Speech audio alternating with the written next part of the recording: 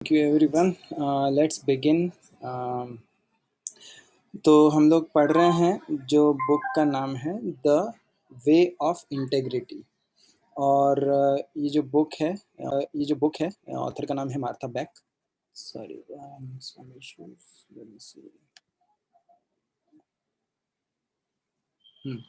तो जो the way of integrity book है, इसको हमने एक 3-4 सेक्शंस लास्ट टाइम पढ़े थे। दे वर वेरी यूज़फुल। मुझे काफ़ी इंस्पायरिंग लगा था इसका जो कंटेंट है। तो जो एक क्विक रीकैप कि ये हम जो इंटीग्रिटी की बात करते हैं, तो बहुत सारे लोग इश्यूज फेस करते हैं, साइकोलॉजिकल या इमोशनल इश्यूज। उसमें से एक बड़ा पार्ट रहता है कि हम इंटीग्रिटी में नहीं हैं। इंटीग्रिटी क्या होती है अभी हम इसके बाद और देखेंगे। जो ये बुक है वो एक दांते करके एक इटालियन ऑथर है, उन्होंने एक बड़ी सी पोएम लिखी है द डिवाइन कॉमेडी, उसके ऊपर बेस्ड है। जो उसकी जर्नी है दांते की, वो उसके ऊपर बेस्ड है। सो वो भी हम देखेंगे और इसमें कुछ हमको एक्शनेबल स्टेप्स मिलेंगी सो दैट हम उसमें इंटीग्रिटी को अपने रिकवर कर सकें या अनकवर कर सकें। तो इंटीग्रिटी का मतलब क्या है कि हम अगर being at one with your deepest truest self, कि हम जो हैं वो हम एक्चुअली में दिख सकें, वो रह सकें, बजाय कि हम कुछ और दिखा रहे हैं किसी और को। और ये जैसे होता ये है कि तो यूजुअली इंटीग्रिटी को का जो एक मीनिंग है वो होता है थोड़ा जजमेंटल सा कि you are not in integrity, मतलब कि भाई आप झूठ बोल रहे हैं या आप इस प्रकार से कुछ। पर एक है इसका मीनिंग जो हम यहाँ पे देख रहे हैं, integrity means being what you are. So being whole, being undivided, कि हम जो हैं वो दिख रहे हैं, वही हम शो कर रहे हैं, और हम अनडिवाइडेड हैं, डिवाइडेड नहीं है। सो और आगे हम देखेंगे।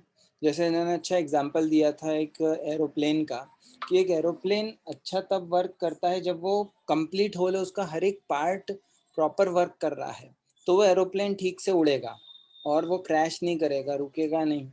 और अगर वो एरोप्लेन में कुछ एक पार्ट भी ठीक से वर्क नहीं कर रहा है, तो वो एरोप्लेन ठीक से वर्क नहीं कर पाएगा। इसी प्रकार से यूजुअली हम हमारे बहुत सारे रीज़न से, फियर, इनसिक्योरिटीज़ या प्रेशर या जो भी है, बहुत सारे इमोशनल इश्यूज होते हैं। दूसरे इश्यूज के कारण हम हमारी ट्रू फीलिंग्स को इग्नोर कर देते हैं, जो हमारी उसको ये नेगेट कर देते हैं, और उसके कारण हम खुश नहीं रहते हैं, हम अनप्रोडक्टिव रहते हैं।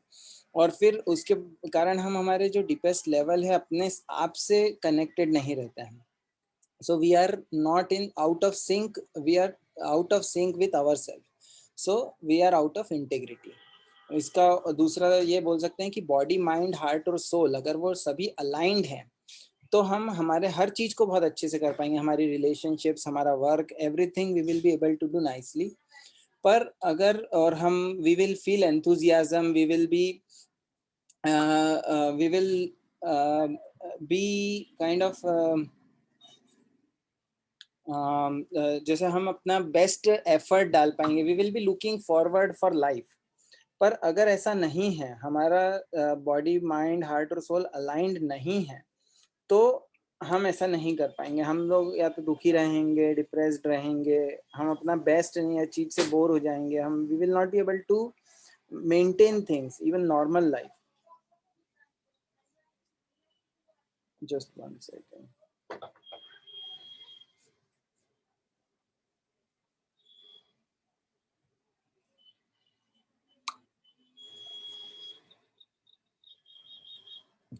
तो हम हो सकता है हमें बोलें कि ये तो सिर्फ ऐसे कहने की बातें लग रही, पर इसको करना डिफ़िकल्ट है, इम्पॉसिबल है। एंड एक्चुअली ये सही है, इसको बोलना आसान है, करना डिफ़िकल्ट होता है। परंतु हम ट्राई करेंगे, we will try our best. And once we try और हमको अच्छा एनवायरनमेंट मिलता है, तो हम उसको कर पाते हैं। और जब हम उसको करते हैं तो the freedom that we get, that we feel, that is amazing, क्योंकि वो हमारी रियल सिचुएशन है. When we are aligned, we can do our best. So वो इम्पोर्टेंट है.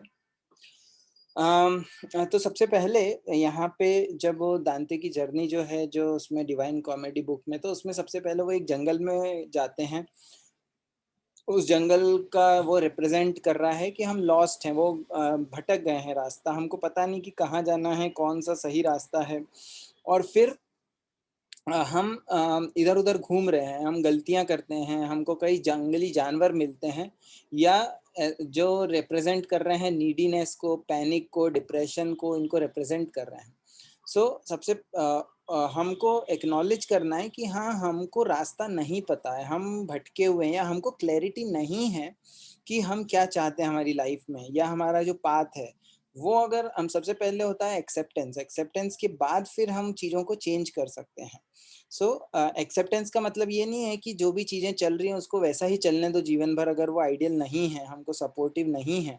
यूजुअली कभी कभी हम एक्सेप्टेंस का मतलब समझते हैं कि हाँ, चीज़ों को एक्सेप्ट करो, मतलब कि बस चलने दो, कॉम्प्रोमाइज सिचुएशन चलने दो. But that's not true. Acceptance मतलब कि हम फैक्ट को एक्नॉलेज कर रहे हैं कि yes, this is true, this is the fact, and now let me see what I can do to make my life better. ऐसे में जैसे दांते का एग्जांपल देते हैं कि वो एक पहाड़ी पे चढ़ने की कोशिश भी करते हैं, पर वो एक डिस्ट्रक्टिव पाथ है, और वो वापस वहां से भगा दिए जाते हैं, जंगली जानवर उनको वहां से भगा देते हैं. पर उनको वहां पे कौन मिलता है? गोस्ट मिलता है, पोएट वर्जिल का, जो उनका सोल गाइड है, जो उनको हेल्प करता है, जो उनको आगे बढ़ने में मदद करता है, सही रास्ता दिखाता है. इसी प्रकार से हमारे अंदर भी हमारा इंट्यूशन है, हमारी गट फीलिंग है, हमारा जो इनर सोल गाइड है, उससे हमको कनेक्ट करना है. वो बाहरी रूप में भी आ सकता है, जैसे कि किसी बुक के रूप में, कोई हमने वीडियो देखा हो अच्छा यूट्यूब पे, या कोई मूवी देखी हो, या कुछ कुछ चीज़ें इनमें अच्छी होती हैं, कुछ अच्छा मैसेज पढ़ा हो व्हाट्सएप पे. पर मेन चीज़ उसमें है, जो सबसे इम्पोर्टेंट टीचर है, या एक और इम्पोर्टेंट टीचर है, वो हमारे अंदर है, जो इनर टीचर है, वो हमारी इंटेग्रिटी है. सो वो और कब हमको पता चलेगा कि हम ट्रूथ से कनेक्टेड हैं? क्योंकि तब हम रिलैक्स फील करेंगे, हम फ्रीडम फील करेंगे. अदरवाइज हम हमेशा कंस्ट्रिक्टेड फील करेंगे, हम एक नकली एनवायरनमेंट में रहेंगे तो हम कंफर्टेबल नहीं फील करेंगे. पर उसके लिए हमको हमारे आप से टच में जाना पड़ेगा कि क्या हम what am I feeling in our body. जैसे मेरी टीचर हैं क्रिस्टीना कैसेनोवा, तो वो कई बार बताती हैं कि जो पहली एक्सरसाइज हम करते हैं उसका नाम है वीगो, WIGO, मतलब व्हाट इज गोइंग ऑन. और व्हाट इज गोइंग ऑन सुनने में बहुत साधारण है, पर बहुत पावरफुल है. कि हम बैठ के रिलैक्स करें और डीप ब्रेथ लें, प्लस साथ में ये देखें कि what is going on in my body, कहाँ पे मैं क्या फील कर रहा हूँ, just connecting with our own self. So वो वीगो एक्सरसाइज है. इस प्रकार से हम और एक्सरसाइजेस कर सकते हैं, so that we are connected with our inner teacher. ये होने के बाद फिर उन्होंने बोला कि एक वर्जिल जो उनका गाइड था, उसने बोला कि एक गेट के अंदर जाने को, जिस पे लिखा हुआ था abandon all hope who enter here. तो ओल्ड इंग्लिश है, तो you those who enter here, तो उसका मतलब कि जो भी हमारे अंदर कोई अभी जो हमारा सिचुएशन है उससे हम चिपके रहते हैं, क्योंकि हमारे अंदर करेज नहीं होती कुछ एक्शन लेने की, कुछ स्टेप्स करने की, कुछ डिफरेंट करने की, तो हम बहाव के साथ बहते जाते हैं. पर वो ठीक नहीं है, क्योंकि उसमें हम बहते जा रहे हैं, हमारा कंट्रोल नहीं है.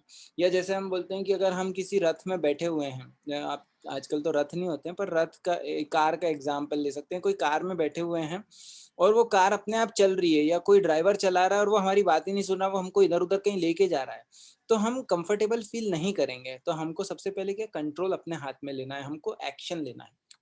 So that's what we have to do.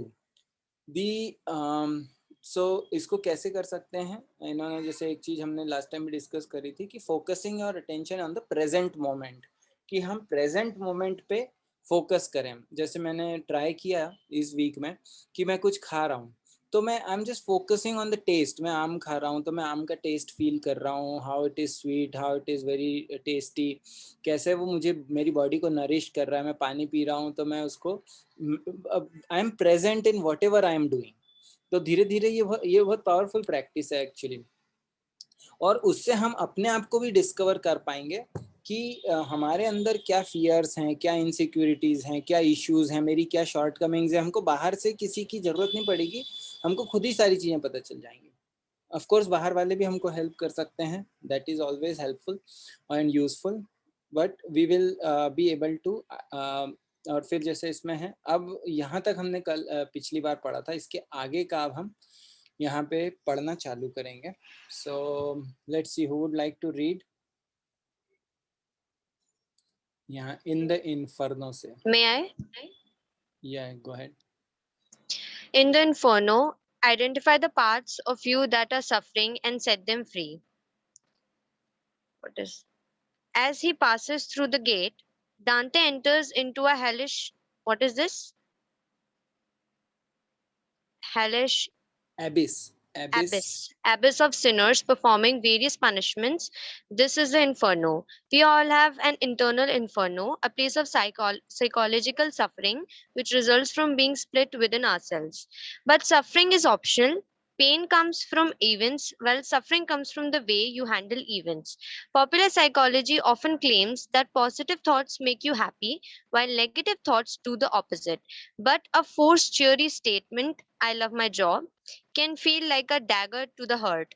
Meanwhile, a negative sentiment that matches when you truly believe, my job sucks, provides sweet relief. Throughout the Inferno, Virgil urges Dante to do three things: observe the demons, question them, and move on. That is, identify the beliefs that make you suffer and ask yourself, can I absolutely know this thought? Can I absolutely know this thought is true? Whenever your inner teacher realizes you are mistaken, let the rigid conviction go and replace it with openness. Okay, thank you.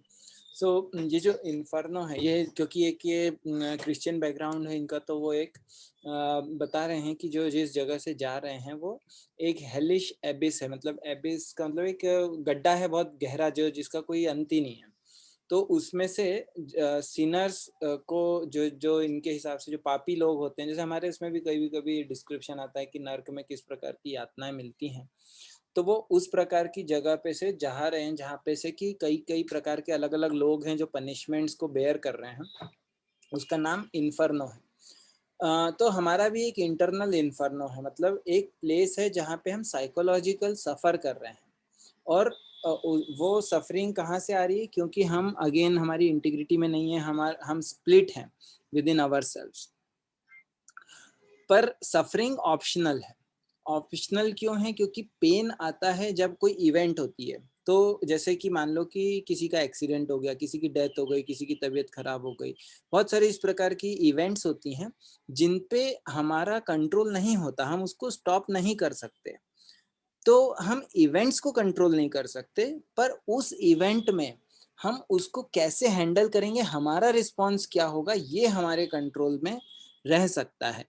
Definitely कुछ चीज़ें उसको proper process करेंगे अगर हम, तो हमें समझ में आएगा कि जैसे मान लो कि एग्जांपल देखिए, किसी की डेथ हो गई, तो अगर किसी की डेथ होती है तो हमको दुख होगा, दैट इज नेचुरल। पर हम उसको कैसे प्रोसेस करें कि वो हमारी लाइफ को स्टॉप ना कर दे, वो हमको आगे बढ़ने से ना रोके, वो हमारे हाथ में है। हमको we have to process the grief. Grief हमको होगा उसको प्रोसेस करना। रोना अच्छा है, जैसे लोग बोलते हैं नहीं नहीं रोना नीचे बहादुरी और ये सब, तो वो सब सिर्फ देखने की बातें। जैसे आगे लिख रहे हैं कि पॉजिटिव थॉट्स के बारे में बात करते हैं, तो पॉजिटिव थॉट्स यूजफुल होते हैं पर कई बार आर्टिफिशियल से होते हैं। जैसे कि हमने बोला कि भैया जैसे बोलते हैं कि भाई पॉजिटिव थॉट्स रखो तो आप खुश रहोगे, नेगेटिव थॉट्स होंगे तो उल्टा होगा। पर मान लो कि मैं मेरी जॉब मुझे पसंद नहीं है और मैं बोल रहा हूँ I love my job, I love my job, मैं पॉजिटिव एफर्मेशन ऐसे ही कर रहा हूँ, तो ये बहुत आर्टिफिशियल है। इट्स लाइक कि I am not really in integrity with my self, but I am just saying कि फ्यूचर में कुछ अच्छा हो जाए, right? So I'm hoping but not taking any action.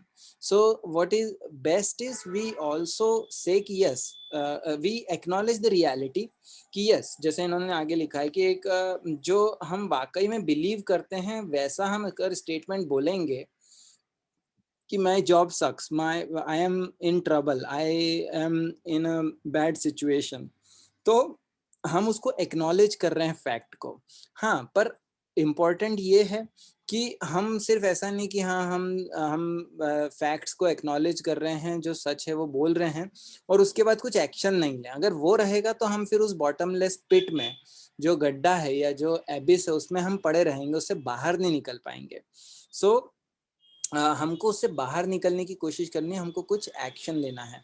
सो अब आगे क्या बोल रहे हैं कि हाँ, ये वाला पैराग्राफ भी हमने पढ़ लिया था कि जो वर्जिल है, जो उनका इनर गाइड है, वो क्या दांते को 3 चीजें करने को बोलता है कि डीमंस को ऑब्जर्व करो, क्वेश्चन करो और आगे बढ़ो। तो ये इम्पोर्टेंट है। जैसे डॉक्टर गबोर माते की भी एक बुक है, the realm of hungry ghosts, if I remember correctly, जिसमें वो ये बात करते हैं कि हमारे अंदर के बहुत सारे घोस्ट्स हैं जो हमको खाते रहते हैं एक प्रकार से, पर हमको उनसे फाइट नहीं करना है, क्योंकि फाइट करेंगे हम जितना, उतने ही वो बड़े होते जाएंगे। हमको उनको एक्नॉलेज करना है, क्योंकि उनको क्या चाहिए, हमारी जो शॉर्ट कमिंग्स हैं उसको हमको एक्नॉलेज करना है, उनको ऑब्जर्व करना है, सबसे पहले उनको क्वेश्चन करना है कि व्हाट डू यू नीड या what are you telling me. These are two very important questions. अगर ये क्वेश्चंस हमने हर सिचुएशन में पूछना चालू कर दिया तो हमारी लाइफ चेंज हो जाएगी। क्यों? क्योंकि एक तो हम ये पूछ रहे हैं सामने वाले से कि व्हाट डू यू नीड, सामने वाले को क्या चाहिए। अगर मान लो वो हमको कुछ हमारे साथ कोई दूसरा व्यक्ति है, वो किसी प्रकार से बिहेव कर रहा है, तो हम ये कोशिश जानने की करें कि वो सामने वाले को क्या चाहिए। हो सकता है उसको एक्नॉलेजमेंट चाहिए, उसको अप्रूवल चाहिए हो, उसको सिर्फ अटेंशन चाहिए हो, उसको चाहिए हो कि समवन जस्ट हियर्स देम, या वट एवर देयर में be some basic needs everyone has, तो उनकी सिर्फ वो नीड्स हो सकती हैं। तो हमको उनको ऑब्जर्व करना है, उनसे क्वेश्चन पूछना है, what do you need, what does, and दूसरा कि सिमिलरली ऐसी सिचुएशंस में हम पूछ सकते हैं कि व्हाट डू आई नीड, मेरी के यहाँ पे जरूरत है। और एक और क्वेश्चन जो था वो हाँ, what is this telling me, कि ये जो पर्टिकुलर सिचुएशन है ये मुझे क्या बता रही है, दूसरे के बारे में या अपने बारे में, सिमिलर क्वेश्चन है, पर what is it telling me, what is this situation, what information this situation is giving me. तो ये ऑब्जर्वेशन है, ये क्वेश्चंस है, ये अगर हम पूछें तो और फिर उसके आंसर को हम ढूंढने की कोशिश करें, या तो डायरेक्टली या इनडायरेक्टली, अपने आप से इंटरनल जाके या सामने वाले से डायरेक्टली पूछ के।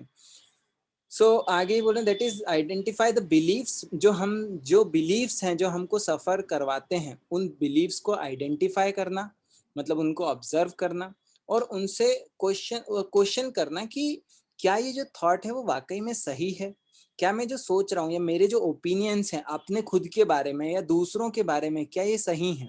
सो आस्किंग दोस क्वेश्चंस। और जब हमारा इनर जो टीचर है वो रियलाइज करता है कि हमारी कुछ गलती है, तो हमारे जो भी we should be ready to change our beliefs, कि हाँ, अगर ये मेरे पास कुछ गलत आइडिया है, गलत प्रोजेक्शन है, गलत मुझे बिलीफ है किसी और के बारे में या अपने खुद के बारे में, so we should be ready to let it go and replace it with the right understanding. Okay, आगे पढ़ेंगे 1 2 3 4 paragraphs. So who will read next? I can read. Okay. Letting go of beliefs is scary, and others might not like your newfound freedom. Don't worry. This means you are on the right track. It's tempting to go into attack mode in the face of judgment, be it your own or that of others. But don't give in to your lizard brain. Focus instead on creating positive solutions. Read a book to learn more or plant a tree. You could also concentrate on your true values, which research shows can reduce stress and make hard to hear information easier to digest.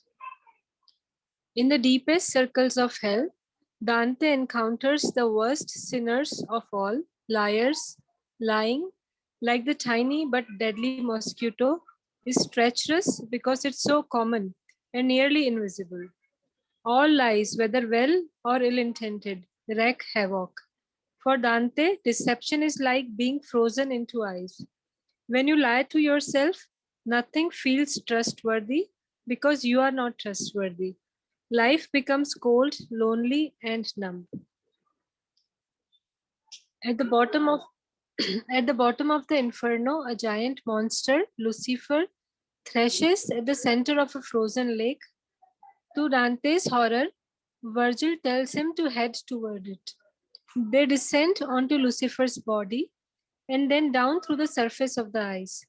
They keep going, but now suddenly they are climbing. Passing the center of Earth means connecting with the core lie. I am alone. But by going deeper into your suffering, you will at some point stop descending and start ascending.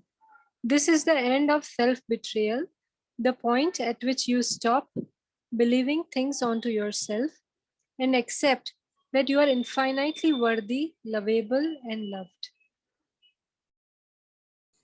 Thank you. So ये बता रहे हैं आगे कि हम जब बात कर रहे हैं कि जो हमारे बिलीव्स हैं, जो हमारे डिमंस हैं, जो हमको परेशान करते रहते हैं, उनको हमको ऑब्जर्व करना है और जो मिस्टेकन बिलीव्स हैं उनको चेंज करना है. पर जो बिलीव्स हमारे हैं उनको चेंज करना डिफ़िकल्ट होता है, स्कैरी होता है. क्यों? क्योंकि हम उनसे आइडेंटिफाई करने लगते हैं अपने आप को.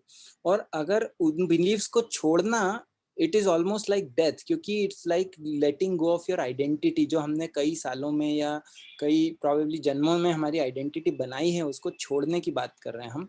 तो वो ईजी नहीं होता है, दैट इज़ ट्रू.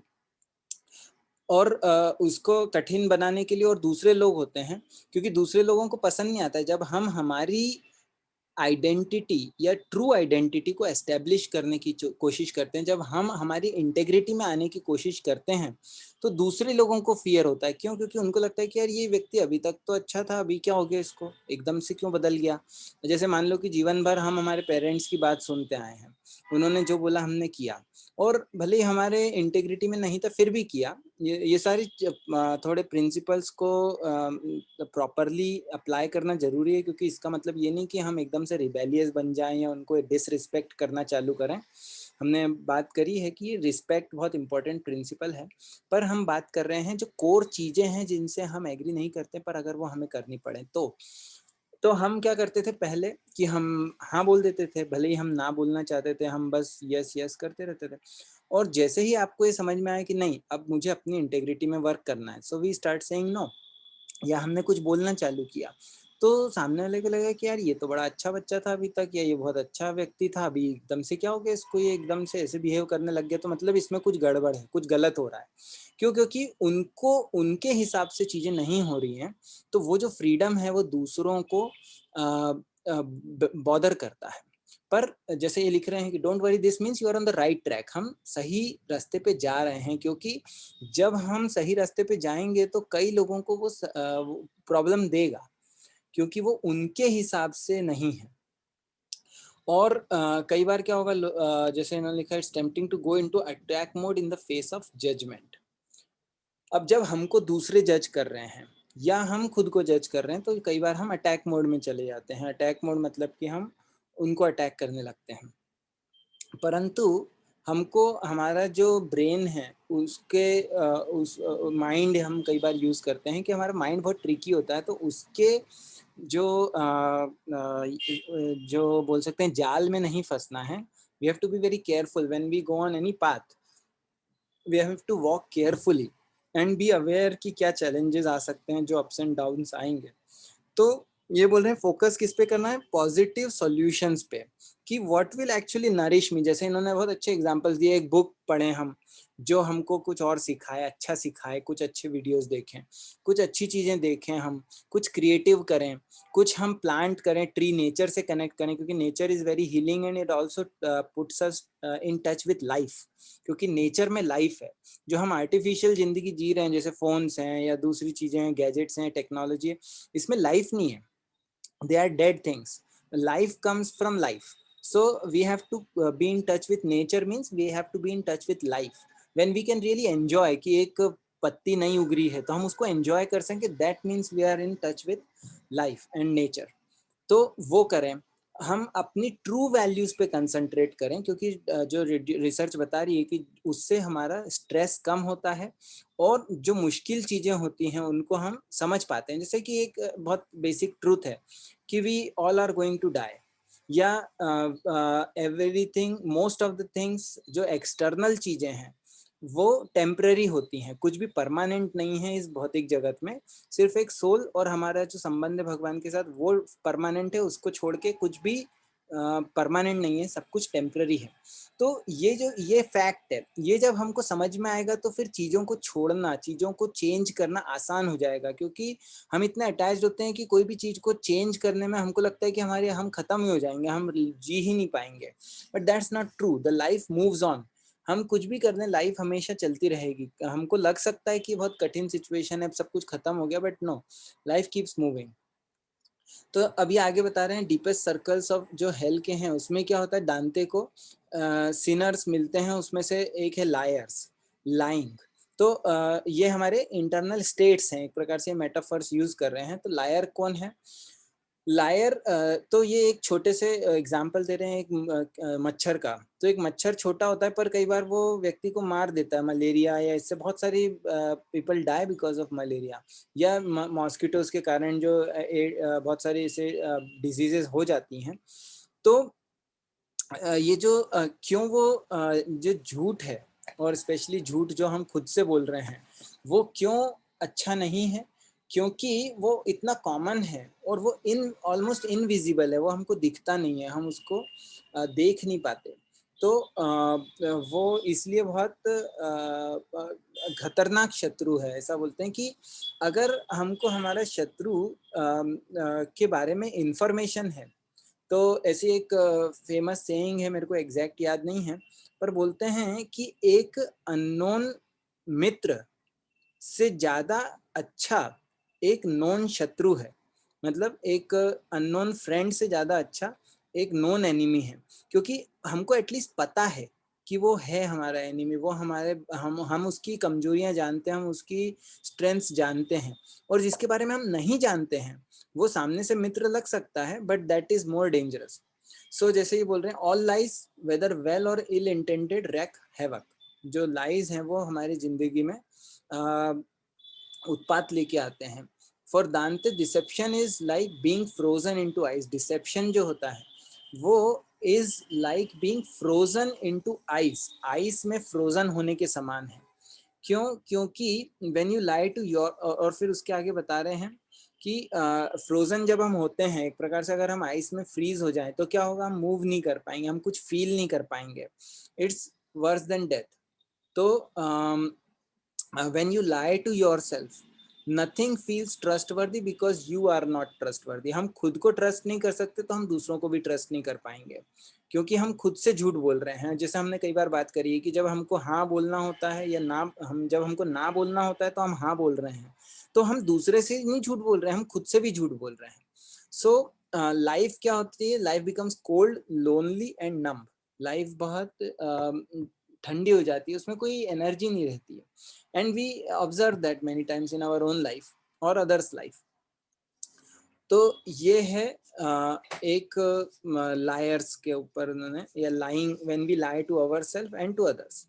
अब उसके बाद जो नेक्स्ट है, at the bottom of the inferno a giant monster Lucifer thrashes at the centre of a frozen lake. तो एक लूसीफर नाम का एक जायंट मॉन्स्टर है जो एक फ्रोजन लेक के बीच में है। तो वर्जिल उनको बोलता है कि इसके तरफ जाओ। अब ये बहुत स्केरी हो सकता है, डरावना हो सकता है हमारे लिए, दांते के लिए तो डेफिनेटली था। तो इन्होंने क्या बोला कि वो उसकी तरफ जाते हैं तो वो लूसीफर की बॉडी के अंदर से और आइस के नीचे जाते हैं। तो मतलब एक प्रकार से हम सेंटर ऑफ अर्थ की तरफ जा रहे हैं, जैसा इसमें मेटाफोरिकली बता रहे हैं। और नीचे जाते जाते सडनली वो ऊपर जाने लगते हैं। तो ये बता रहे हैं कि जब हम ट्रूथ का सामना करते हैं तो passing the centre of the earth means connecting with the core lie, कि आई एम अलोन। हमको मोस्टली लगता है कि हम अकेले हैं हमारी फाइट में, क्योंकि कोई हमको समझ नहीं सकता। हम भगवत गीता में भी आता है 13 चैप्टर में कि भगवान बोलते हैं कि अर्जुन प्रश्न पूछते हैं कि क्षेत्र क्या है, क्षेत्रज्ञ क्या है। तो भगवान भगवत गीता में बोलते हैं कि क्षेत्र मतलब तुम्हारा शरीर, तुम्हारे मेंटल और फिजिकल बॉडी, और क्षेत्रज्ञ मतलब उसको जानने वाले कौन है, वो तुम हो और भगवान है, दो ही हैं। तो थर्ड पर्सन हमको नहीं समझ सकता, तो इसलिए हमको लगता है कि हम अकेले हैं, हमको कोई समझ ही नहीं पाएगा जो भी हम and it's true in to some degree कि हम जो फील कर रहे हैं, हम जिस स्थिति से गुजर रहे हैं, उसका हमारे ऊपर क्या इम्पैक्ट हो रहा है वो हम ही समझ सकते हैं, और कोई उसको समझ नहीं सकता। और कोई एम्पैथाइज कर सकता है पर वो उसको एक्चुअली फील नहीं कर सकता। पर जब हम सफरिंग के अंदर जाते हैं तो एक समय पे हम उसके नीचे जाना बंद हो जाता है और हम धीरे धीरे ऊपर जाने लगते हैं। इसका क्या मतलब है? This is the end of the self betrayal. जब हम खुद को बिट्रे करना बंद कर देते हैं, जहाँ पे हम स्टॉप कर देते हैं ये believing things on to yourself, and हम वो सोचना बंद कर देते हैं कि जो दूसरे लोगों ने हमारे बारे में बताया है, पर हम ये एक्सेप्ट करने लगते हैं कि यस आई एम इनफाइनाइटली वर्दी, लवेबल एंड लव्ड, कि मेरी वैल्यू है, मैं वर्दी हूँ, मुझे I am being loved and I am lovable. क्योंकि कई बार हम अपने आप को इतना जज करते हैं कि हमको लगता ही नहीं कि हम लवेबल हैं, हमको लगता है कि हम तो खराब हैं, वॉट एवर, बहुत सारी चीज़ें हैं जो हम हमारे अपने आप के बारे में ओपिनियन बना लेते हैं, पर ये हमारे ओपिनियन नहीं, ये दूसरों के ओपिनियन है हमारे बारे में। So they don't have to be true, they are mostly not true. Okay, so let's read further. कोई क्वेश्चन है, कमेंट है क्या अभी तक? ऑल्दो 1:35 हुआ है, मेरे पास 25 मिनट्स हैं।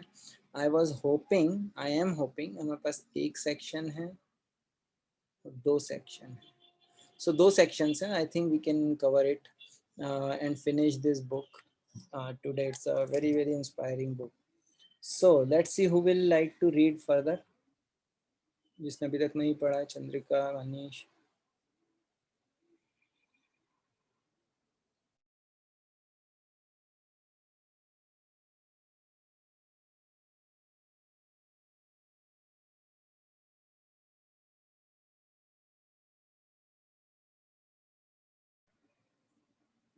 पढ़ना या और कोई? Ananya, you can read maybe, or someone else can read.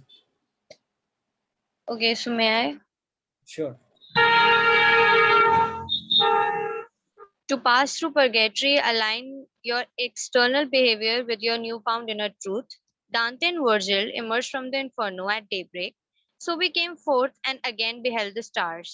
There at the base of a giant mountain, the exact inverse of the inferno. This is purgatory, which means cleansing, a place where repentant souls purify themselves through various tasks up the mountain until they reach heaven. Maybe your new ways of thinking are already lessening your inner torment. Now it's time to walk the walk. The inferno ended at self-betrayal, so that's where your first steps up purgatory begin. Specifically, stop lying. This practice seems simple, but it's the ultimate self-help strategy on your path to happiness. Dante arrives at another gate, this time guarded by an angel who tells him he may only pass if he agrees to never look back. In other words, commit to living your truth.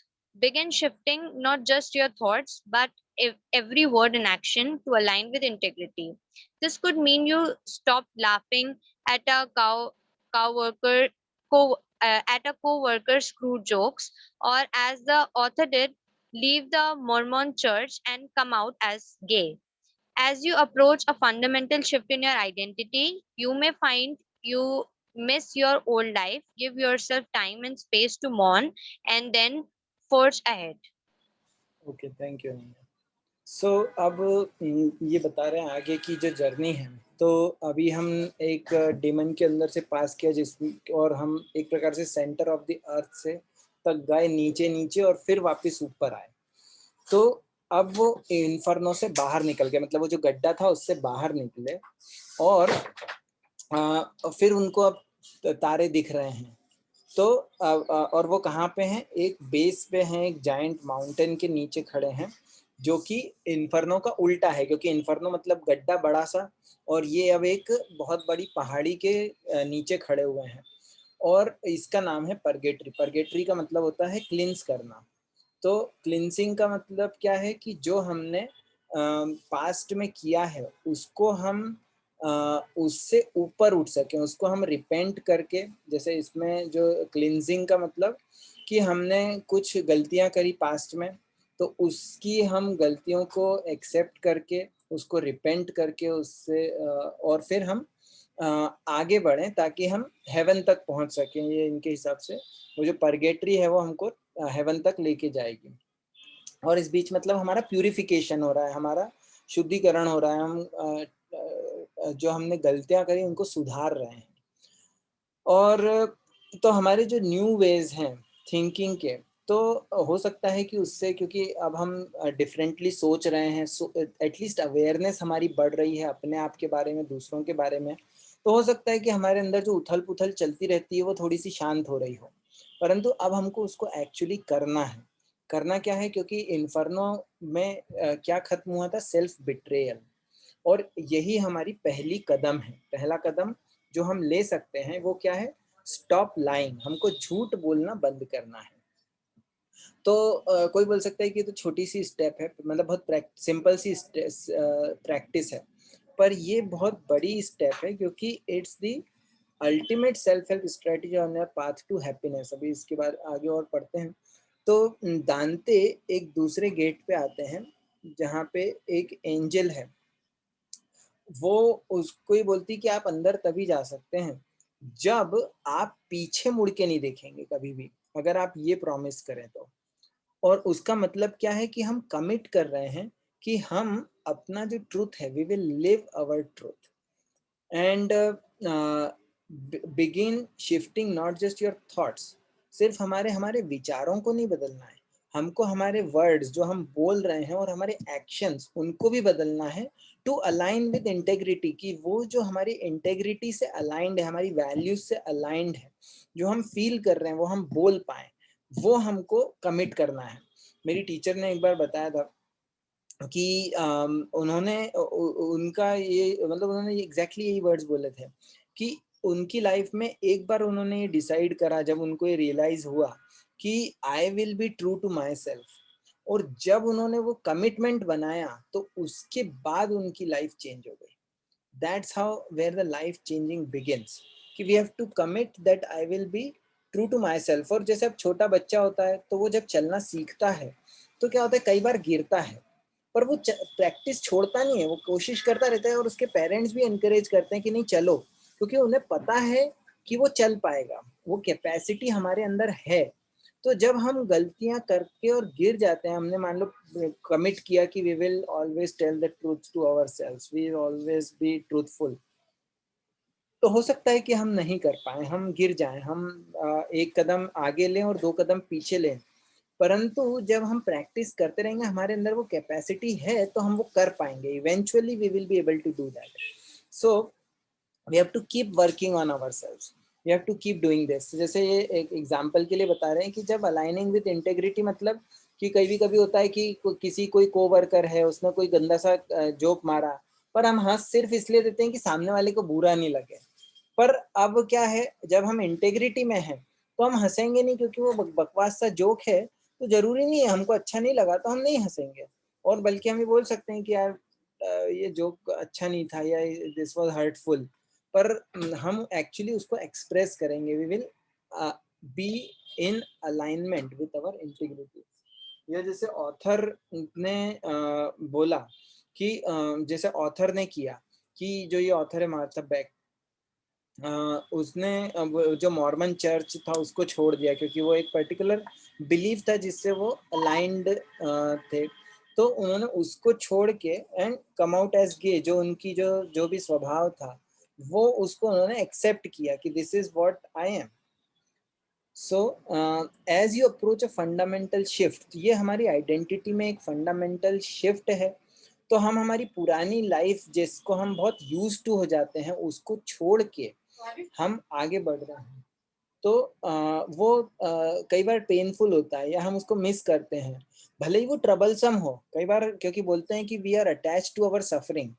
And sometimes we are not just attached to the suffering, we are attached to the source of our suffering.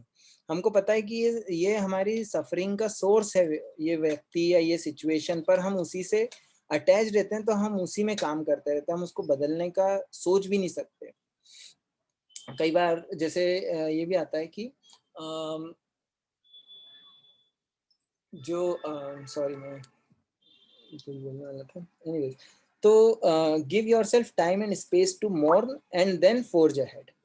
तो क्या है, हमको कई बार समय चाहिए, और ये चाहिए कि हम दुख मना सकें, जो भी हमारा पास्ट था जिसके कारण हम में भी तकलीफ में थे, या हम अब चीज़ों को बदल रहे हैं, तो कुछ ना कुछ दुख होगा. कई बार बोलती है मेरी टीचर की, guilt is the price we have to pay for living our life. So वो गिल्ट हो सकती है, कुछ गिल्ट हो सकती है, क्योंकि we are not being loyal to others, we are doing what we want to do. तो वो गिल्ट है, वो प्राइस हमको पे करना पड़ेगा. तो वो समय अपने आप को देना पड़ेगा, वो काइंडनेस, और फिर हम आगे बढ़ते रहें. परंतु ये इम्पोर्टेंट है. Okay, so next section. Manish.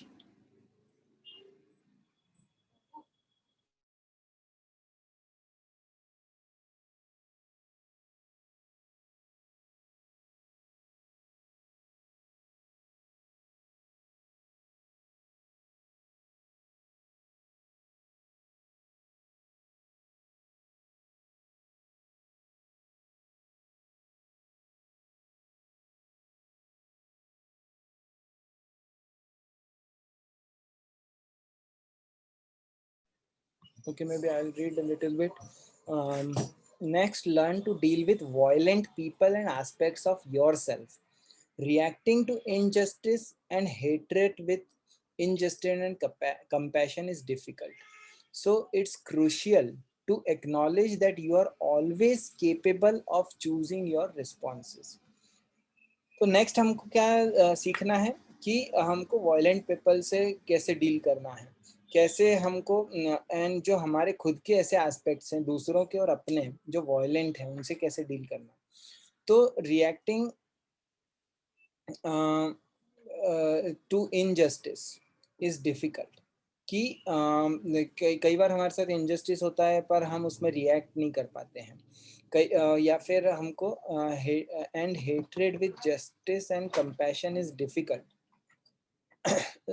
So it is crucial to acknowledge कि हमने जैसे एक बार बात करी थी, हमारे पास ये एक्नॉलेज करना इम्पोर्टेंट है कि हमारे पास हर स्थिति में चॉइस है. We always have a choice. अब हो सकता है कि कुछ चॉइस सेंसलेस हो और कुछ चॉइस सेंसिबल हो, पर जैसे कि हम एग्जाम्पल, मेरा फेवरेट एग्जाम्पल है कि अगर किसी ने आपके सिर पे बंदूक रखी और आपसे बोला कि आप सारे पैसे दे दो, तो हम बोलते हैं भाई मेरे पास चॉइस क्या थी, मेरे को देना ही था. तो ऐसा नहीं है, हम ये बोल रहे हैं कि हमारे पास चॉइस है. चॉइस क्या है कि हम पैसे दें या नहीं दें. अगर देंगे तो देर इज अ चांस कि सामने वाला वो पैसे लेके हमको छोड़ देगा, और अगर हम नहीं देंगे तो देर इज अ चांस कि वो सामने वाला हमको गोली मार देगा, क्योंकि उसने बंदूक हमारे सिर पे रखी हुई है. पर चॉइस है हमारे पास, और हम चॉइस क्या बना रहे हैं कि एक सेंसिबल चॉइस है कि भैया जान ज़्यादा इंपॉर्टेंट है, तो ठीक है पैसा तो हम बाद में कमा सकते हैं, तो अपना जान बचाओ. तो ये एक सेंसिबल चॉइस है. पर ये बोलना गलत है कि मेरे पास चॉइस ही नहीं है. हम सही चॉइस बना रहे हैं, हम इंटेलिजेंटली चॉइस बना रहे हैं जो हमारे को समझ में आ रही है कि हमारे लिए लॉन्ग टर्म में अच्छी है. सो ये चीज़ बहुत इंपॉर्टेंट है कि we acknowledge we always in every situation we have a choice. हम अगर इनजस्टिस हो रहा है हमारे साथ, तो हमारे उसमें रिएक्ट करना, उसको सामने लेके आना, वो चॉइस हमारे पास है. वो डिफिकल्ट हो सकती है, पर that choice we have. Your ultimate freedom lies in your capacity to interpret the world in new ways. For example, turn your view of life as a drama triangle in which there are only three possible roles: victim, persecutor, and rescuer on its head. In this new empowerment dynamic, people once seen as persecutors become challengers, rescuers become coaches, and victims become creators. तो हमारा जो ultimate freedom है वो इस में depend करता है कि हमारी क्या कैपेसिटी है कि जो हम जो वर्ल्ड हमारे आसपास है उसको हम एक दूसरे तरीके से, दूसरे नज़रिए से देख सकें। जैसे एग्जांपल दे रहे हैं कि हमारी लाइफ में एक नॉर्मल ड्रामा होता है जिसमें 3 रोल्स होते हैं। एक विक्टिम जो हम खुद हैं कि हम विक्टिम हैं, या एक दूसरा कोई व्यक्ति जो विक्टिम है। एक परसिक्यूटर है जिसको परपेट्रेटर भी कहा जाता है, जो लोगों को दूसरे को परेशान कर रहा है। सो एक विक्टिम है जो परेशान हो रहा है, और दूसरा परेशान करने वाला, और एक रेस्क्यूअर जो बचाने वाला है। अब अगर हम इस रोल्स को बदल दें और इसमें जो नाम है उनको चेंज करके बोलें कि पीपल जो परसिक्यूटर्स थे वो बिकम चैलेंजर्स, तो वो एक कुछ चैलेंज लेके आ रहे हैं।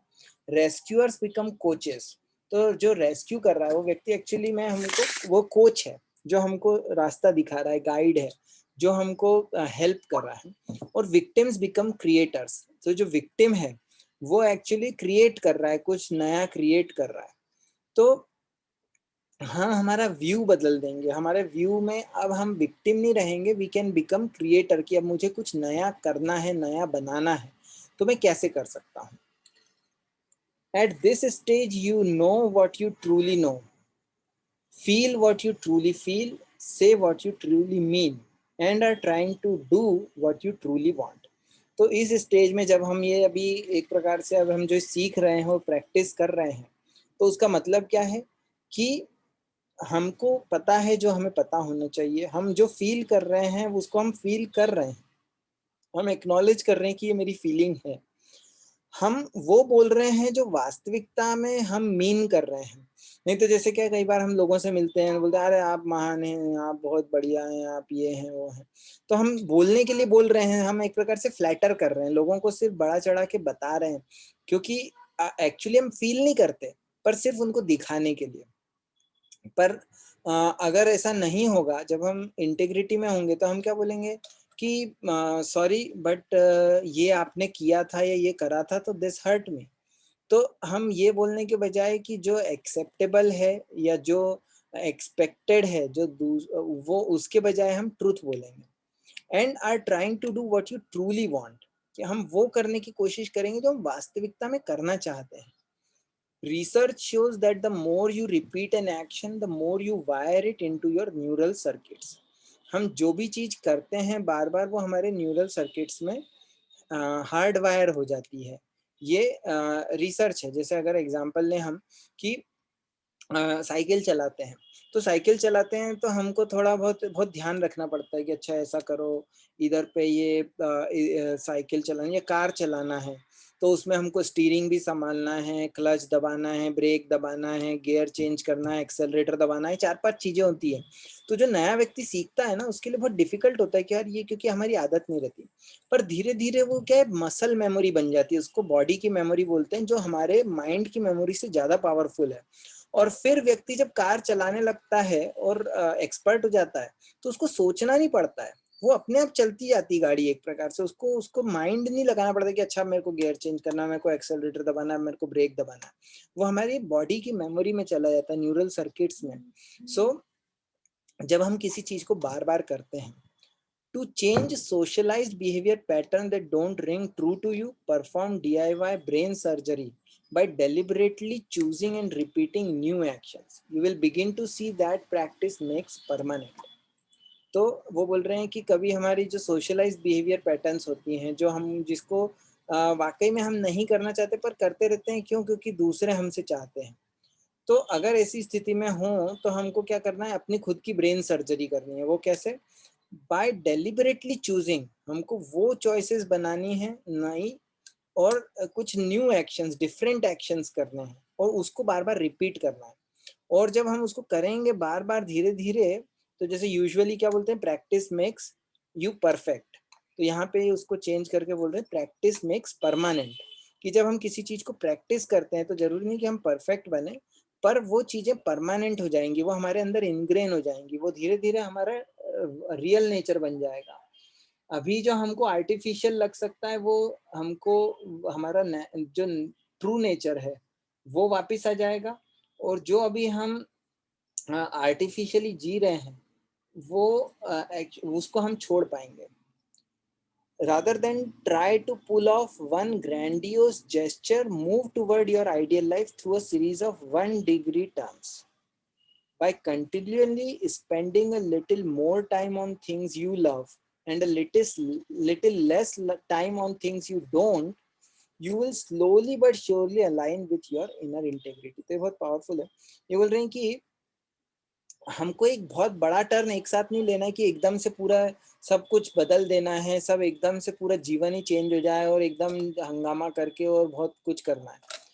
पर हमको हमारी जो आइडियल लाइफ है उसकी तरफ एक एक डिग्री का टर्न लेके मुड़ना है धीरे धीरे. जैसे अगर कार भी हम देखें, अगर कार हम एक दिशा में जा रहे हैं और हमको समझ में आया कि यार गलत दिशा में आ गए, अपने को तो उल्टा जाना है, तो हम ऐसा नहीं कि एकदम से 180 डिग्री मुड़ जाएंगे, हमारा एक्सीडेंट हो जाएगा. हमको क्या करना पड़ेगा, पहले धीरे धीरे गाड़ी को रोकना पड़ेगा, फिर हमको धीरे धीरे टर्न लेना पड़ेगा, थोड़ी सी जगह लेके आगे पीछे करके हम टर्न लेंगे और फिर हम दूसरी तरफ जा सकते हैं. तो हम धीरे धीरे अगर वो चीजें करना चालू करेंगे, हम उन चीजों को ज्यादा समय दें जिनको हम अप्रिशिएट करते हैं, जिसको हम एक्चुअली एंजॉय करते हैं, तो उन चीजों में ज्यादा समय दें और कम समय दें उन चीजों में जिनको हम एंजॉय नहीं करते हैं. तो क्या होगा, फिर धीरे धीरे हम we will align with our inner integrity. उन चीज़ों को हम कम करें जिनको हम पसंद नहीं करते हैं, उन चीज़ों को बढ़ाएं जो हम करना चाहते हैं, तो हम इनर इंटेग्रिटी से अलाइन हो पाएंगे. Okay, 155 and let's see, almost 2 pages बचे हैं, but I don't want to keep it for next week, so let's finish it off. कोई और पढ़ना चाहेगा अभी? May I? या अन्य, go ahead. As your inner and outer lives approach complete integrity, you will reach paradise. Three things occur as Dante reaches the pinnacle of purgatory. First, he finds himself in a beautiful forest, the Garden of Eden. Second, he meets his old flame, Beatrice, who commands him to stop acting like one who dreams. Third, he is dunked into rivers. The first makes him forget all his wrongdoing, while the second reminds him of everything he's ever done right. Dante emerges from the clear water wide awake and in total integrity, and like the intact airplane, he can fly literally. He effortlessly glides up to paradise and takes his place among the stars. You may not have magical rivers at your disposal, but you can still reclaim your innocence and reach your own inner paradise. First, forgive yourself for even betraying your integrity. Then acknowledge and value everything you have done to support your sense of truth. Like with repeated action, persistent contemplation can turn a transitory state of connectedness and love into a permanent structural condition. By focusing on integrity and compassion, you can rewire yourself for happiness. In getting closer to your truth, you will begin having moments of satori, Japanese for sudden enlightenment, where the whole world seems to change. A few people like the Buddha or Jesus have experienced enlightenment as a giant pivotal event, but it's more likely that many smaller increments of awakening will gradually compose your new world view. Thank you. Nice reading. So अब हम success की बात करें कि अब हम जब वाकई में जब चीज़ें जैसे डॉक्टर डेविड रिको बोलते हैं कि जो एक हीरो की जर्नी होती है तो उसमें पहले कठिन समय आता है और फिर बाद में सक्सेस आती है. हर हीरो की जर्नी में ये होता है. तो उसी प्रकार से दांते के उसमें क्या हो रहा है कि 3 चीज़ें हो रही हैं. जब वो परगेटरी के ऊपर पहुंच गए तो धीरे धीरे चढ़ते हुए उन्होंने प्रैक्टिस करते हुए वो ऊपर पहुंच गए. तो सबसे पहले वो एक ब्यूटीफुल फॉरेस्ट में पहुंचते हैं जिसका नाम है द गार्डन ऑफ ईडन, जिसका हमने नाम सुना हुआ है. पैराडाइज में ऐसा बोलते हैं.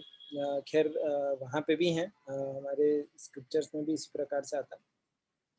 और दूसरा उनको एक his old flame Beatrice, he meets his old flame Beatrice who commands him to stop acting like one who dreams. तो हमको वो ऐसा व्यक्ति मिलता है जो ये बोलता है उसको कि भाई ऐसा स्टॉप करो ऐसा व्यक्ति के रूप में एक्ट करना जो बस ड्रीम्स में रहता है, कि जो सिर्फ एक मतलब एक प्रकार से नकली वर्ल्ड में है।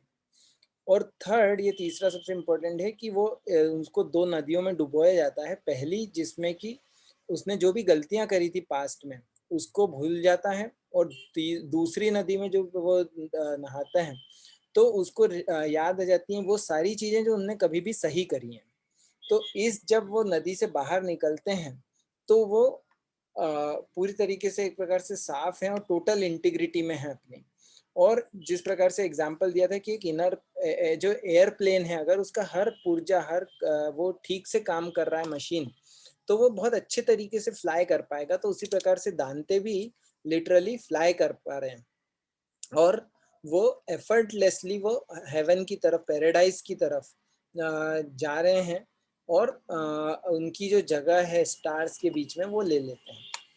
हमारे पास ऐसी रिवर्स शायद नहीं हो, परंतु हम अपनी धीरे धीरे अपने इनर पैराडाइज में जा सकते हैं। उसके लिए हमको पहले क्या करना पड़ेगा, हमको अपने आप को माफ करना पड़ेगा। हमने जो भी गलतियां करी हैं, हमारी इंटेग्रिटी को हमने छोड़ा है, तो वो हमसे जो भी हुआ है उसके लिए हमको अपने आप को माफ करना पड़ेगा।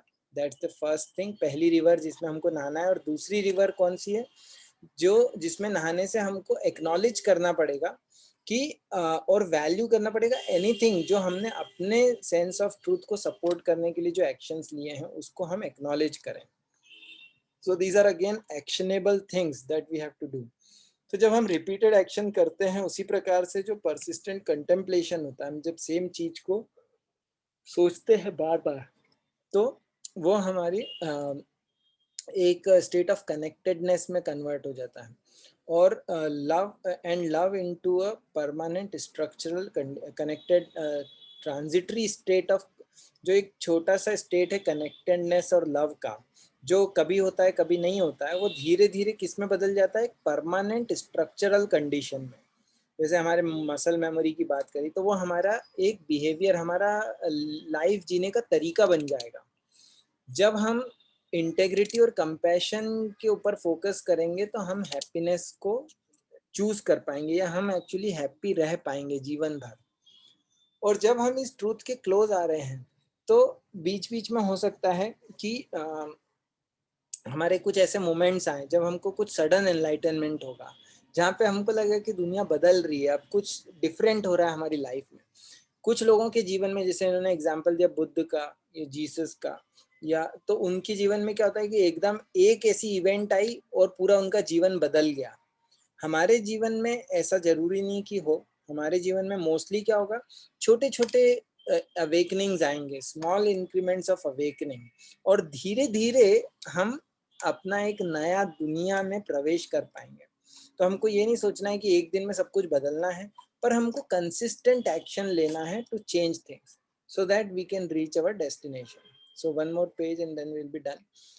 So कोई और पढ़ना चाहता है, otherwise Ananya you can read. During his ascension, Dante has two sudden realizations. The entire universe is one entity and everything is driven by love. In knowing we are all one, you can imagine your existence as a fractal, a micro a microcosm of the exact shape of the universe. The shape of your life, your words and actions affects the shapes of people and environments around you. And as your shape changes, so do theirs. Maybe after reading these blinks, you'll admit what you actually need to be happy, first to yourself, then to a loved one. This could be your springboard to act more assertively at work, which in turn could create more openness among your colleagues. Each time you realize an error and begin living according to your integrity, you scrub the dirt off another packet of yourself. You shine more brilliantly, and absorb more beauty from the universe. At some point, you'll realize, like Dante did, that everything is driven by love. And as you reach the highest level of integrity, your sense of unity and love will draw you towards helping others. It may sound cheesy, but it's true. You'll become the change you wish to see in the world. Okay, thank you, great. So अभी बता रहे हैं कि जब धीरे धीरे हम ऊपर चढ़ रहे हैं तो उसी प्रकार से दंते को दो रियलाइजेशन हुए थे। पहला कि जो पूरा यूनिवर्स है वो एक है और हर चीज वो प्रेम लव से ड्राइव होती है। तो इसी प्रकार से हमें भी समझ में आएगा कि ये जो सारी दुनिया है वो एक है, जुड़ी हुई है और हम उसका एक छोटा सा पार्ट है। तो कहीं ना कहीं हमारा मतलब कि हम सब कनेक्टेड हैं एक दूसरे से। जब हम बोलते हैं कि वी आर ऑल वन, तो उसका ये मतलब नहीं कि हमारी इंडिविजुअल आइडेंटिटी नहीं है। इवन जो फिलॉसफी के पर्सपेक्टिव से या स्क्रिप्चर्स के पर्सपेक्टिव से देखा जाए तो हमारी इंडिविजुअलिटी हमेशा रहेगी। तो हम हमारी इंडिविजुअलिटी को कभी भी, भले ही हम मटेरियल वर्ल्ड में हो, स्पिरिचुअल वर्ल्ड में हो, मुक्त अवस्था में हो या कहीं पे भी हो, हमारी इंडिविजुअलिटी हमेशा रहेगी, पर हमारे जो पोजीशन है वो यूनिक है। हम एक छोटा सा पार्ट है एक बहुत बड़ी मशीन का, ऐसा बोल सकते हैं, पर वो मशीन लाइव है। वो मशीन ऐसे मशीन जैसी वो नहीं है, मैकेनिकल नहीं है, इट्स मेड ऑफ लव। सो जैसे आगे बता रहे हैं कि तो पहली बात तो कि हमारा जो हम सबसे कनेक्टेड हैं, तो जब हमारे वर्ड्स और एक्शंस बदलते हैं तो जो हमारे आसपास के लोग हैं उनके भी वर्ड्स और एक्शंस बदलेंगे, और जैसे हमारा शेप चेंज होगा दूसरों का भी चेंज होगा। तो उसके लिए हमको अलग से, क्योंकि हम दूसरों को एक्चुअली नहीं बदल सकते पर हम खुद को बदल सकते हैं। और नेचुरली ये होगा कि हम जब अपना एटीट्यूड हमारे प्रति या दूसरों के प्रति चेंज करेंगे तो उनका एटीट्यूड भी चेंज होगा। और अगर नहीं होगा तो हमको ये रियलाइज हो जाएगा कि ये हमारे लिए सही कनेक्शन नहीं है। अगर हो सकता है कि इसको ये आगे बता रहे हैं कि ये पढ़ने के बाद हम एडमिट करेंगे कि व्हाट हमको हमको क्या चाहिए जिससे हम खुश हो सकें। तो ये पहले हम खुद को बताएं और फिर दूसरे व्यक्तियों को बचाएं जो हमारे बहुत क्लोज हैं। तो उससे क्या होगा, हम बेहतर उसमें एक्शन ले पाएंगे, हम अकाउंटेबिलिटी रख सकते हैं कि भाई मैं ये सोच रहा हूँ, ये मेरी लाइफ में ये चैलेंज है, this is the action I need to take. तो हमको एनकरेज कर सकते हैं, हेल्प कर सकते हैं दूसरे लोग जो हमारे क्लोज हैं। और इसी के साथ अगर हम जैसे वर्क पे असर्टिवली वर्क कर रहे हैं, जो मतलब हमारा ऑफिस है या हमारी स्टडीज हैं, उसमें हम इंटेग्रिटी में हैं, तो हमारे कनेक्शंस, हमारी रिलेशनशिप्स, जो हमारे कलीग्स हैं, फ्रेंड्स हैं, उनके साथ बेटर बनेगी, उसकी मोर ओपन रिलेशनशिप होगी, क्योंकि because we will be more trustworthy to others also. जैसे एग्जाम्पल के लिए मेरे को ये पता है कि मुझे अगर पता है कि एक व्यक्ति जो झूठ बोलता है तो I can not trust that person. वो हो सकता है कि बहुत मीठा बोलता हो पर वो झूठ बोलता है, पर अगर वो व्यक्ति कड़वा बोलता है पर स्ट्रेट फॉरवर्ड है तो वो व्यक्ति ज्यादा विश्वसनीय है। क्यों? क्योंकि मुझे पता है कि वो भले ही मतलब कि वो झूठ नहीं बोलेगा, वो जो है अगर उसको खराब लगेगा या जो गलत होगा उसको मुंह पे बोल देगा। हो सकता है मुझे खराब लगे उस समय, पर वो ज्यादा ट्रस्ट वर्दी व्यक्ति है। वर्क प्लेस में भी हम ऐसे लोगों को देखते हैं, we prefer that kind of people.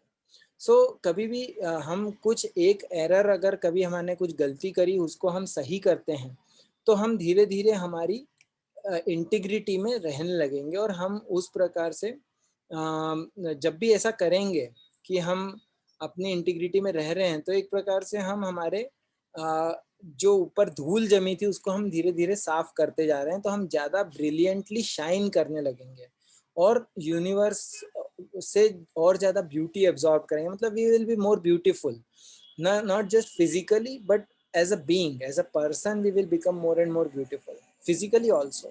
क्योंकि when a person is really happy तो वो शाइन करता है। वो एक डल व्यक्ति है जो जिसके आचरण में ज्यादा अच्छाइयाँ नहीं है, तो हमको पता है कि वो एक बहुत डल है, मतलब उसमें लाइफ नहीं है, या वो it's not happy being around that person. पर जो व्यक्ति वाकई में इंटेग्रिटी में है उसके अराउंड रहने में ज्यादा you feel that inner beauty, and that beauty comes shows up in the form of happiness and action. So at some point you will realize, जैसे दांते को किया, कि everything is driven by love. And जब हम highest level of integrity पे पहुंचेंगे तो हम दूसरों को हेल्प करने के लिए रेडी रहेंगे, क्योंकि हमारे अंदर वो शक्ति रहेगी कि हम दूसरों के लिए कुछ कर सके, क्योंकि वी विल बी फुल। जैसे हमने शुरू में पढ़ा था, अगर एक कप है वो एम्प्टी है तो वो दूसरे को नहीं भर सकता। तो जब हम फुल हो जाएंगे तब हम दूसरों को कुछ दे सकते हैं।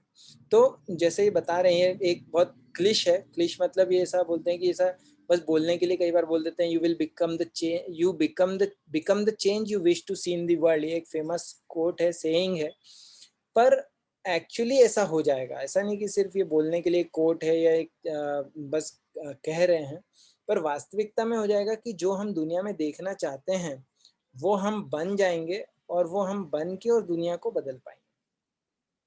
सो शॉर्ट में समरी, अनहैप्पीनेस कहाँ से आती है?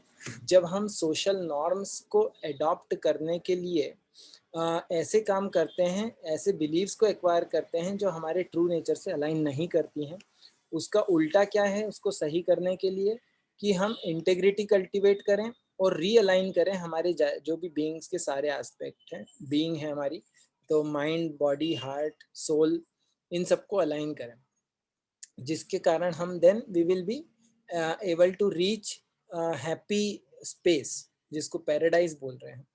एंड हम जो सफरिंग और दुखी उससे जी रहे हैं उससे हम बाहर निकल पाएंगे, और हमारी लाइफ में will be full of connection, love and happiness.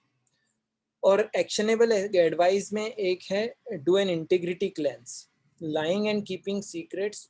तो हम इंटीग्रिटी क्लेंस कर सकते हैं। हमारे जैसे कई बार ऐसी चीज़ें जो हम अपने अंदर दबा के रखते हैं, हमारे इमोशंस को, तो उसके कारण हार्ट डिजीज, कैंसर, ये सब रिसर्च भी बता रही है। डॉक्टर गब्बर माते भी इसके बारे में काफ़ी बोलते हैं। सो इमोशनल सिम्टम्स होते हैं डिप्रेशन, एंग्जाइटी और ये सब, तो उससे बाहर निकलना है तो हमको क्या करना है कि एक पूरे साल तक हमको झूठ नहीं बोलना है, या कम से कम एक हफ्ता है, जो भी हमसे डुएबल हो, एक एक दिन हमको ट्राई करना है। एक जर्नल बनाए हम डॉक्यूमेंट करने के लिए कि हमारे साथ क्या हो रहा है। या तो हम ये भी लिख सकते हैं कि हमने क्या झूठ बोले पास्ट में, हम ये भी लिख सकते हैं कि अभी हमने जब सच बोलना चालू किया खुद से तो क्या हुआ, कैसे हमारी लाइफ चेंज हुई, और हमारी हेल्थ इंप्रूव हो सकती है, रिलेशनशिप्स इंप्रूव हो जाएंगी। तो हम उसको नोट करते जाएं ताकि वो हम डॉक्यूमेंट करते रहें। और इन्होंने कोई रिसर्च करी थी तो उसमें उन्होंने बताया कि 10 हफ्ते में लोगों की लाइफ काफ़ी बदल गई जिन्होंने इस चीज़ को ट्राई किया।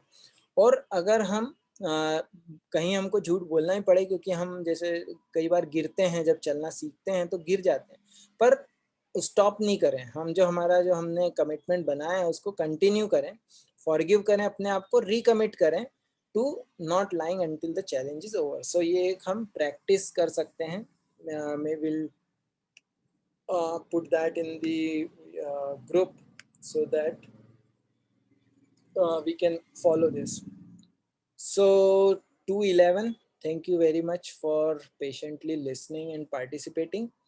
कुछ क्वेश्चंस या डिस्कशन है, कमेंट्स हैं आपकी लाइफ में से, आप कुछ शेयर करना चाहें? अगेन थोड़ा हमारा फॉर्मेट इंटरेक्टिव कम है, but this is the time when we मतलब कि हम लोग आपस में इंटरेक्ट कर सकते हैं। We would like to hear and be become part of this community. I would like to add a comment. Sure. I think this book tells you how to uplift yourself. I mean, we live in a society where every third person suffers from overthinking, hypertension, depression, and they end up taking pills, attending therapies, therapy sessions, and going to psychiatrists. But this, I think, if this book is perfect for them, because if they will read this book, they will get up, they will be uplifted in their lives from whatever they are facing right now. They'll be uplifted from whatever they are facing.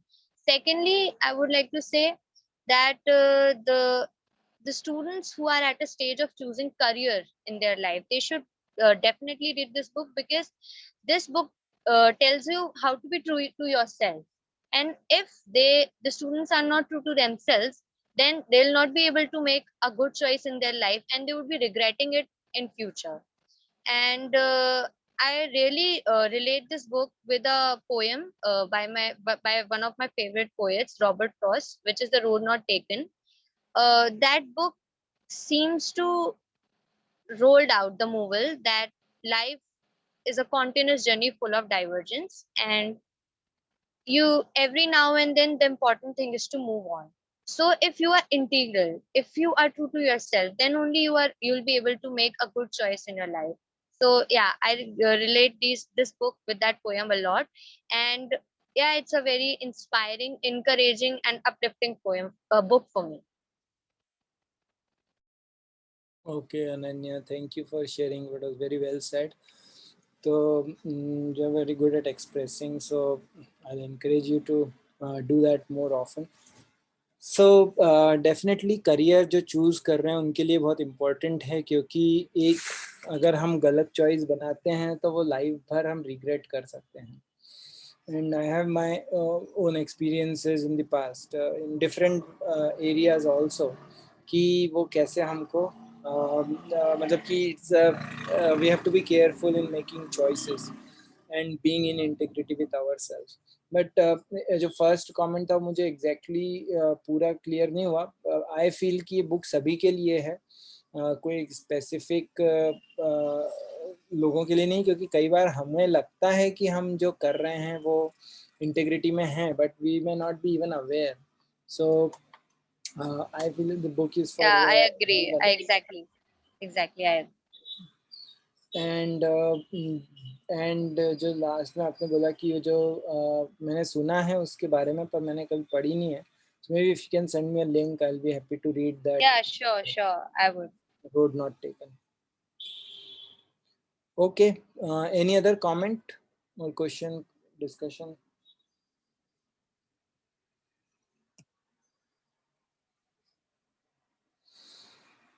Okay, so if not, then we'll stop here and then we'll continue next week with some other book. If you have any suggestions,